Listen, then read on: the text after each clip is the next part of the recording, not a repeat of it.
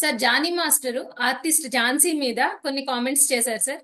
అసలు Johnny master కి ఝాన్సీకి ఉన్న గొడవ ఏంటి సార్? ఆయన ఎందుకు ఆమె మీద కామెంట్స్ చేశారు?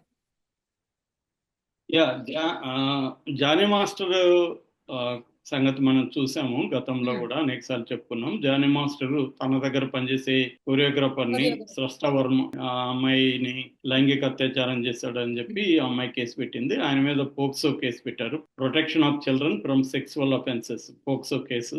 దాని ప్రకారం ఏంటంటే మైనర్స్ ఎవరైనా అబ్బాయి అయినా అమ్మాయి అయినా జెండర్ న్యూట్రల్ యాక్ట్ అంటారు దాన్ని.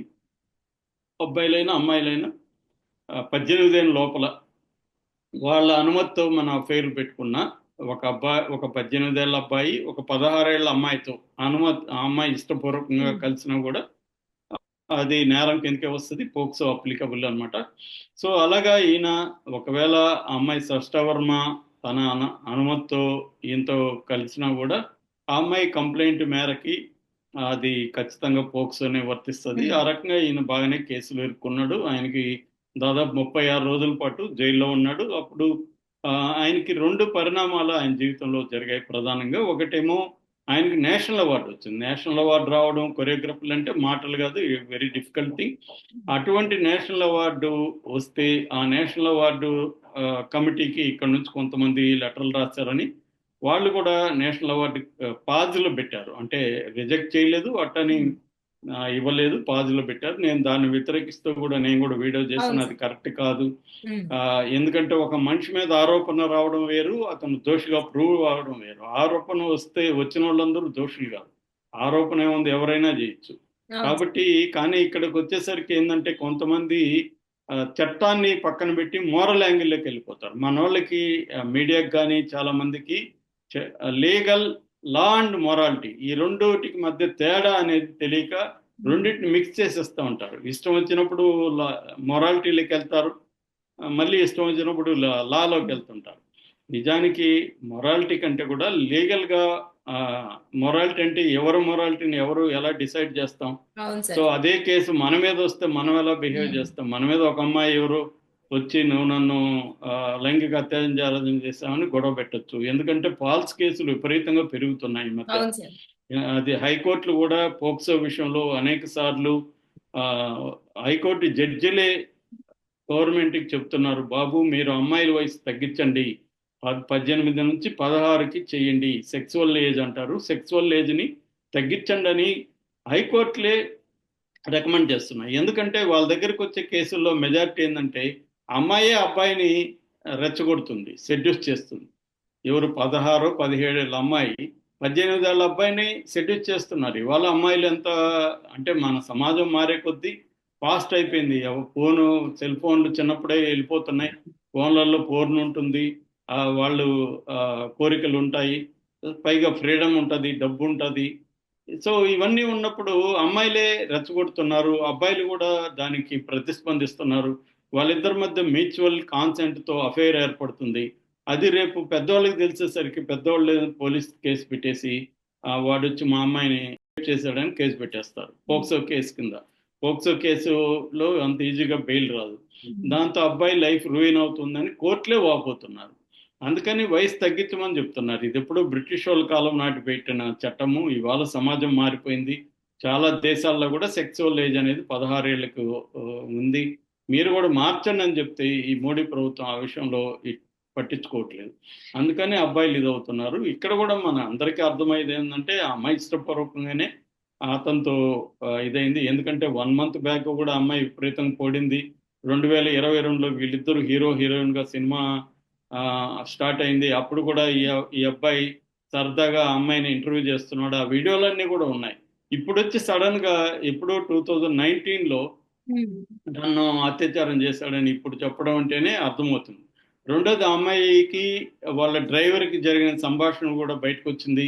అంటే ఈ అమ్మాయి ఎమోషనల్గా అతనితో ఇన్వాల్వ్ అయింది, అతనితోనే జీవితం పంచుకోవాలనుకున్నది. కానీ అతను ముందు పెళ్ళైనాడు కాబట్టి ఈ అమ్మాయితో కుదరదని ఈ అమ్మాయికి చెప్పేశాడు. దానివల్ల ఈ అమ్మాయికి హర్ట్ అయింది. ఆ కోపంలో నుంచి ఈ అమ్మాయి పెట్టింది అనేది మనకు అర్థమవుతుంది క్లియర్గా. అయితే లీగల్ పొజిషన్ మాత్రం ఖచ్చితంగా ఇప్పుడున్న చట్ట ప్రకారం ఆ అమ్మాయి మన ఇష్టపూర్వకంగా కలిసినా కూడా తను దోషే. పోక్సో కింద. సో ఈ నేపథ్యంలో ఏమైందంటే ఇక్కడ మనకి కోర్టు చట్టం ఉంటే ప్రతి దానికి వేరే వేరే వ్యవస్థలు కూడా మన దేశంలో ఉంటాయి. అట్లాగే ఇప్పుడు సినిమా ఇండస్ట్రీ అనేది కూడా ఒక వ్యవస్థ, ఇది ఒక వర్క్ ప్లేస్ అన్నట్టుగా. సో ఈ వర్క్ ప్లేస్లో హరాస్మెంట్ జరిగితే సినిమా ఇండస్ట్రీకి సంబంధించిన కొన్ని బాడీస్కి కంప్లైంట్ ఇవ్వచ్చు. యాక్చువల్గా ఈ అమ్మాయి ఫస్ట్ కోర్టుకి వెళ్ళలేదు, పోలీస్ స్టేషన్కి వెళ్ళలేదు. ఈ అమ్మాయి ఫిల్మ్ ఛాంబర్కి వెళ్ళింది. అట్లాగే ఝాన్సీ వీళ్ళు కమిటీ ఏర్పాటు చేశారు ఆ మధ్య. ఆ కమిటీకి చెప్పింది ఇలాగ వర్క్ ప్లేస్ హరాస్మెంట్ చేస్తున్నారు. ఝాన్సీ వాళ్ళు ఇతనికి నోటీస్ ఇచ్చి రమ్మన్నారు, ఇతని వాంగ్మూలం తీసుకున్నారు. అయితే ఈ లోపల మళ్ళీ పోలీస్ స్టేషన్కి వెళ్ళిపోయింది. ఇప్పుడు ఏం చెప్పిందంటే ఈ అమ్మాయి, మేము జానీ మాస్టర్ కేసులో న్యాయం చేయగలిగామని ఝాన్సీ చెప్పిందనమాట. సో అది ఏం న్యాయం చేసిందంటే అరెస్ట్ చేయించగలిగాము అని. అంటే పాష్ అని POSH పాష్ అని ఒక చట్టం ఉందన్నమాట. అదేంటంటే protection of sexual harassment in work place, protection from sexual harassment in work place అనమాట. దాన్ని పాష్ అంటారు. సో వర్క్ ప్లేస్లో ఎవరైనా పైన మనకు పనిచేసే పైన స్టాఫ్ కావచ్చు, తోటి ఇది కావచ్చు, స్త్రీలను కానీ లైంగికంగా వేధిస్తూ ఉంటే ఈ పాష్ చట్టం అనేది అప్లికబుల్ అనమాట. ఆ చట్టం కింద ఇది ఎందుకు వచ్చిందంటే అప్పుడు శ్రీరెడ్డి ఎప్పుడైతే పెట్టిందో అప్పటి నుంచి ఇవన్నీ కూడా వచ్చాయి. అంటే సినిమా ఇండస్ట్రీలో రెండు రకాల ఇదిగా మనం చూడొచ్చు. ఒకటి ఏంటంటే అబ్బాయిలకి వేషాలు ఇవ్వడమో లేకపోతే ఇంకోటో చేసినప్పుడు ప్రొడ్యూసర్లు కానీ డైరెక్టర్లు కానీ కొంతమంది అబ్బాయిల దగ్గర డబ్బులు తీసుకోవడము. అంటే నీకే ఎందుకు ఇవ్వాలి వేషం, దీనికి 5-6 మంది సూట్ అవుతారు, నీకే నేను ఎందుకు ఇవ్వాలి అనేది ఇతను అడుగుతాడు. అతను సరే మీకేం కావాలి సార్ అన్నప్పుడు ఏదో అతను ఫేవర్ అడుగుతాడు, డబ్బులో ఇస్తారు. ఇవి జరుగుతుంటాయి. ఒక్కోసారి చిన్న సినిమాల్లో ఆ హీరోలుగా ఉన్న వాళ్ళే పెట్టుబడులు కూడా పెడుతుంటారు. ఇదే ఒక అమ్మాయి అనుకో, ఆ అబ్బాయిలు అంటే జనరల్గా ఎక్కువ మెయిల్ డామినేటెడ్గా ఉంటుంది కాబట్టి ఇండస్ట్రీ, ఓ డైరెక్టర్ కానీ లేకపోతే ప్రొడ్యూసర్ కానీ అమ్మాయిని ఏమడుగుతారు సహజంగా, ఈ సెక్సువల్ ఫేవరే అడుగుతారు. అలాగా అమ్మాయిలకి ఇష్టం ఉంటే చేస్తారు, లేకపోతే వెళ్ళిపోతారు. ఇది ఇంతవరకు కూడా ఏమి ఇబ్బంది లేదు నిజానికి, ఎందుకంటే ఓపెన్గా అడిగాము, నాకు ఇష్టం లేదనేది వదిలేసాం. కానీ ఇట్లా కాకుండా వాళ్ళని అరెస్ట్ చేయడం అనేది చట్టరీత్యా నేరం. రెండోది అసలు అడగడమే తప్ప అనే చర్చ ఉంది. అవును, ఇప్పుడు నేనెందుకు నీకే ఇవ్వాలి అనేది వీళ్ళ లాజిక్. ఇవి దీనేమంటారు, మన మీద రిపోర్ట్ చేయనంత వరకు అన్ని సక్రమంగా నడుస్తూనే ఉంటాయి. ఇవన్నీ నడుస్తాయి. చాలా మంది నాకు తెలిసి కూడా చాలా మంది అమ్మాయిలు కూడా వేషాల కోసం దీనికి ఒప్పుకునే వాళ్ళు కూడా, ఆఫర్లు ఓపెన్ గానే ఇచ్చేవాళ్ళు కూడా ఉన్నారు. నాకు వేషం ఇస్తే మీకు ఇది ఇస్తాను సార్ అని ఆఫర్లు ఇచ్చేవాళ్ళు కూడా ఉన్నారు. ఎందుకంటే దానివల్ల మనకి కెరీర్ అవుతుంది, డబ్బులు వస్తాయి. కొంతమంది సెక్స్ వర్కర్లుగా కూడా బిహేవ్ చేస్తారు. వాళ్ళకి ఏంటంటే వేషం వచ్చినాక వాళ్ళకి డిమాండ్ పెరుగుతుంది, ఎందుకంటే పాపులారిటీ వస్తుంది, దానివల్ల వాళ్ళ రేటు ప్రైజ్ అనేది పెరుగుతుంది. ఈ పని చేసేవాళ్ళు కూడా ఉన్నారు ఇవాళ. ఎందుకంటే విమెన్ బాడీ ద ఇన్వెస్ట్మెంట్ చాలా మందికి.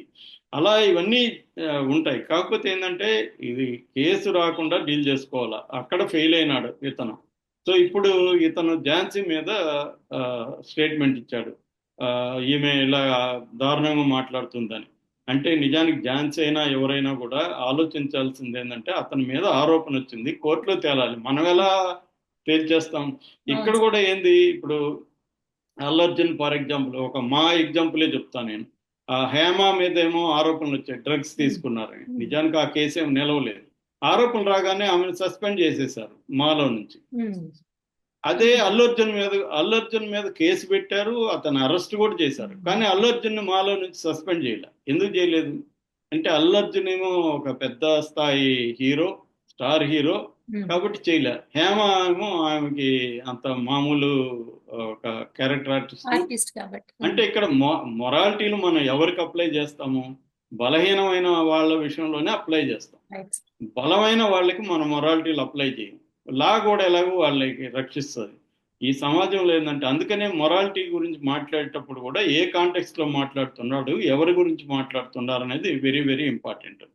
సో అలాగా ఇతను ఇదే పెద్ద స్థాయి ఫ్యామిలీలో వ్యక్తికి అనుకోండి ఇలా మాట్లాడరు ఎవరు కూడా. జానీ మాస్టర్ బదులుగా వాళ్ళు ఎవరు ఉన్నారు అనుకోండి, అప్పుడు వేరే రకంగా ఉంటుంది అనమాట. సో అది బేసిక్ గా జరుగుతుంది. ఎందుకంటే అట్లా అనుకుంటే మనకి శ్రీరెడ్డే చాలా పెద్ద పెద్ద వాళ్ళ మీద అంత ఆరోపణలు చేసింది.